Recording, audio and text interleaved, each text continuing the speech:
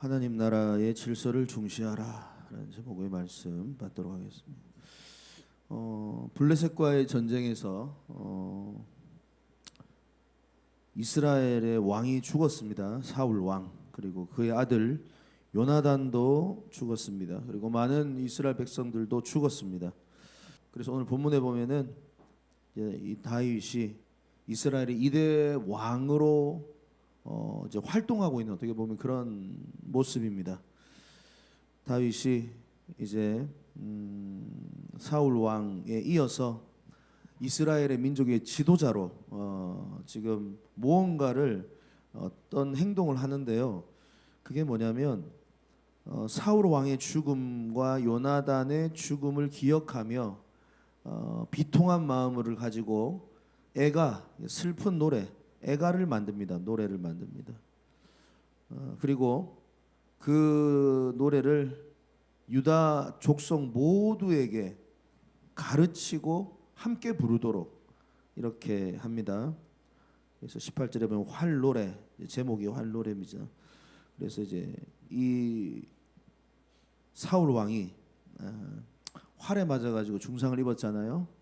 그래서 이제 스스로 나중에 이제 자살을 이제 선택을 했지만, 이제 어쨌든 그 부분은 빼고 이제 그 활에 맞아서 중상을 입어서 전쟁 가운데 장렬히 죽었다, 나라를 위해 죽었다, 이제 그렇게 노래를 만들어서 19절에 보니까 이스라엘아 네 영광이 산 위에서 죽임을 당했도다, 오라 두 용사가 엎드려졌도다.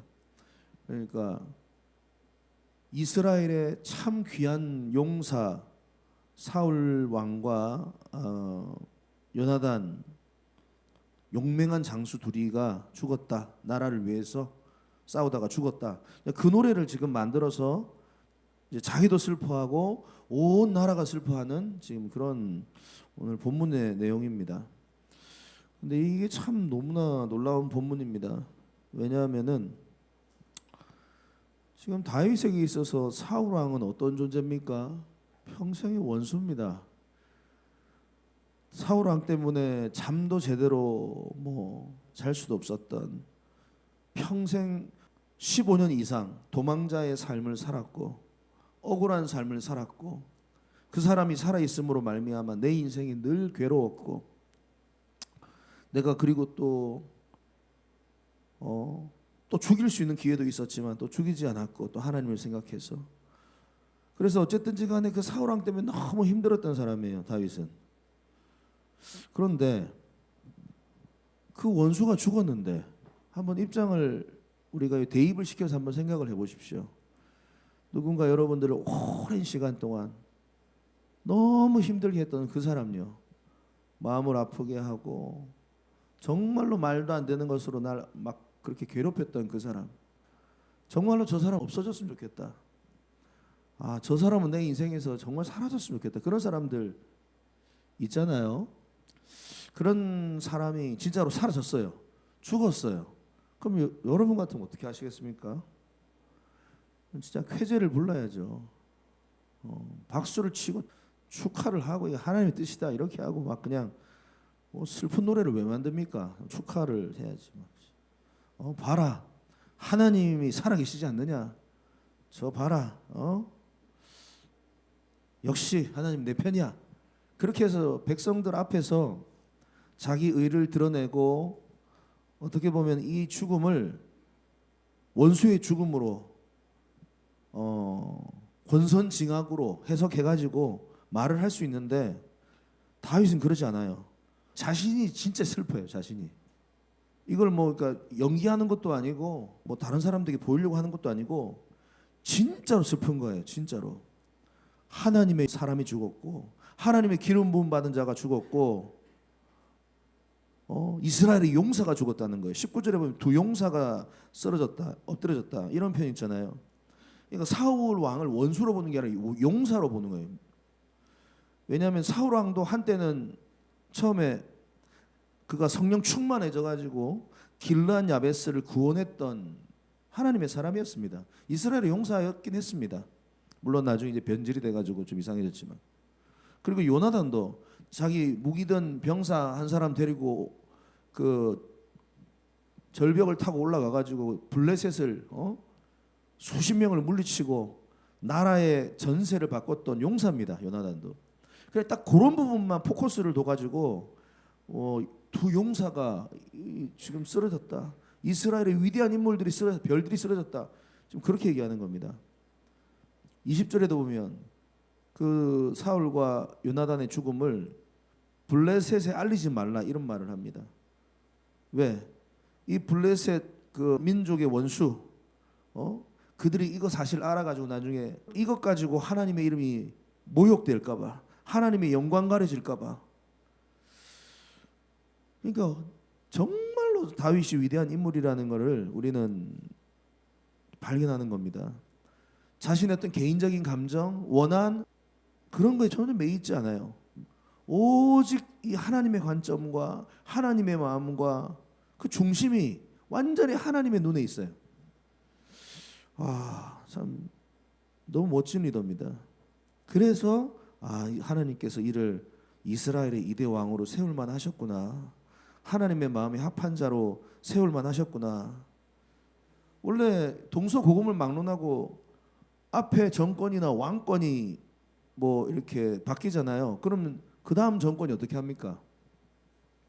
항상 앞에 있는 정권, 왕권을 왕조를 어떻게 합니까? 깎아내립니다. 고소합니다. 그 잘못을 막 끄집어내 가지고 막 박살을 내려고 합니다. 그게 아니에요? 근데 다윗은 전혀 그런 게 없어요.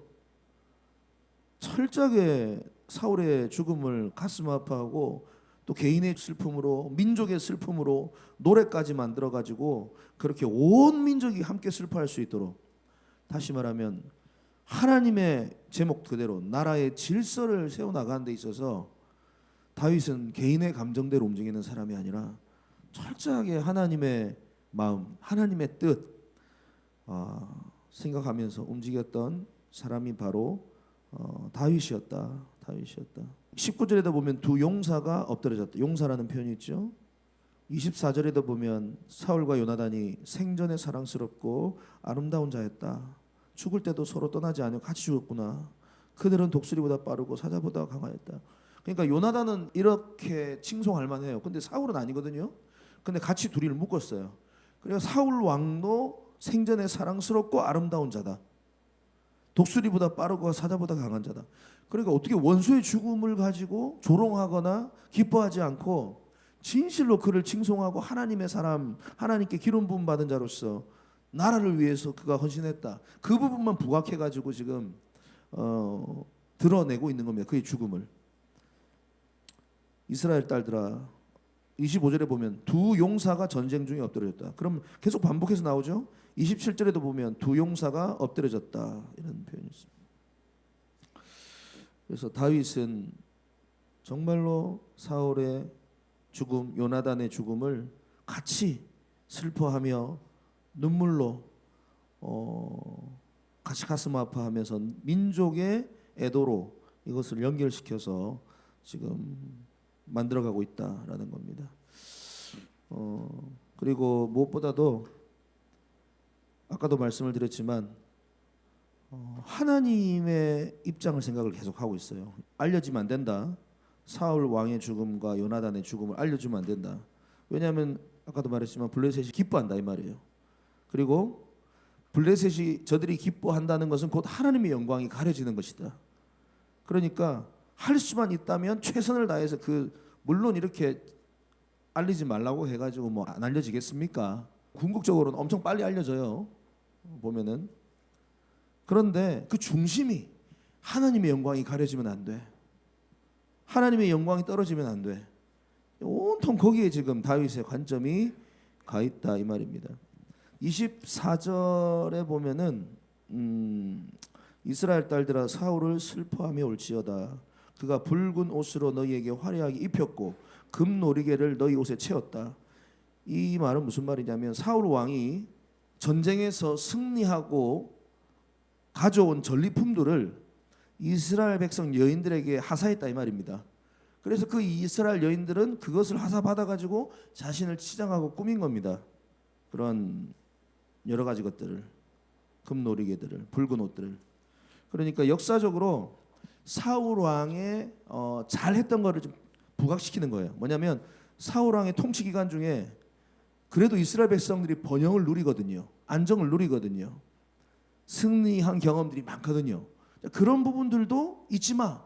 사울 왕이 좋은 왕이었어. 사울 왕이 하나님 앞에 멋지게 쓰임 받았어. 이거 지금 얘기하고 있는 겁니다. 그러니까 어떻게 그럴 수 있나, 다윗은. 한번 저희 입장에서 생각해봤습니다. 내 원수가 정말로 죽었다면, 내 원수가 어려운 일을 당하고 내 원수가 그런 일을 당했다면 저는 이만큼 슬퍼할 수가 있을까? 저는 이만큼 하나님의 마음으로 그를 바라볼 수 있을까? 나는 그만큼 다윗과 같은 그릇이 되나? 한번 깊이 묵상해봤습니다. 저는 이런 어떻게 보면은 하나님의 마음을 가진 다윗, 자신의 감정이 아니라 하나님의 마음을 가지고 늘 모든 것들을 바라보고 원수까지도 그렇게 대하고 그가 죽었을 때도 그 죽음에 대해서 자기가 더 슬퍼하고 그렇게 온 공동체의 슬픔으로 또 함께 슬퍼했던 그 다윗의 마음, 하나님의 마음에 합한 자 다윗, 그 마음이 오늘 저와 여러분들의 있기를 바랍니다. 그래서요, 이 마음이 있어야지 오늘 진정 우리가 하나님의 자녀로 그리고 진짜 교회로 쓰임받을 수 있다고 생각합니다. 나에게 아픔을 주고 나에게 어려움을 주고 나에게 힘듦을 주는 그 대상요, 그 공동체요, 그 누구요, 그들을 향한 하나님의 마음을 품고 다가갈 때에 저는 복음이 전달이 된다고 생각합니다. 그러지 않고서는 방법이 없어요. 하나님께서 이 마음이, 이 예수의 마음이 오늘 저와 여러분들의 있기를 바랍니다. 그래서 정말로 우리가 다윗처럼 멋지게 쓰임받는 저와 여러분 되시기를 주님의 이름으로 축복합니다.